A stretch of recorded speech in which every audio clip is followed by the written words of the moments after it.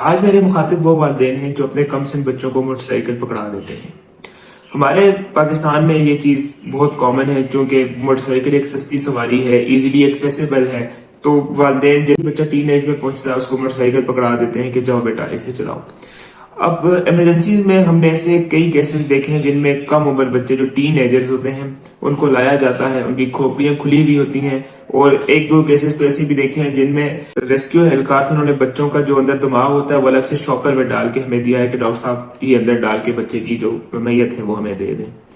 تو یہ اس قدر خطرناک ہے کہ ایک تو ہم ٹین ایج میں بچوں کو موٹر سائیکل پکڑا دیتے ہیں، ایک تو ویسے بھی عمر لاوبالی پن کی ہوتی ہے، بچے کا جو دماغ ہوتا ہے وہ اس وقت ساتویں آسمان پہ ہوتا ہے، نئی نئی جوانی ہوتی ہے، اس کو اچھے برے کی اتنی تمیز نہیں ہوتی، وہ بس فلو میں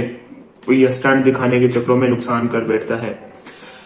والدین سے یہ سوال ہے کہ کیا آپ بچے کی ضد کے آگے گھٹنے ٹیک دیں گے، یا پھر آپ اس عمر بھر کے پچھتاوے سے بچیں گے جو آپ کے بچے کی معذوری کی شکل میں یا اس کی جان جانے کی شکل میں آپ کا پیچھا کرے گا۔ تو گزارش یہی ہے کہ اپنے کم عمر بچوں کو کبھی بھی ان کو جو ہے یہ موٹر سائیکل نہ دیں جب تک وہ بچے اپنا اچھا برا نہ سمجھ سکیں، ان کو ایک لیگلائز نہ ہو جائیں وہ رائڈنگ کے لیے یا ڈرائیونگ کے لیے، ان کو کبھی بھی آپ موٹر سائیکل نہ دیں، کیونکہ بچوں کی ضد آپ کے لیے عمر بھر کے پچھتاوے کا سامان کر سکتی ہے۔ تو اس چیز کا بہت خیال رکھیں،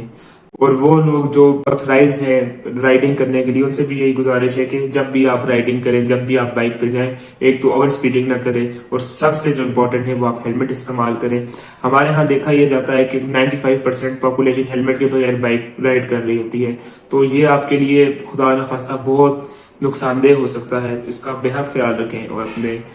رائڈنگ کے وقت لازمی ہیلمٹ کا استعمال کریں۔ بہت شکریہ۔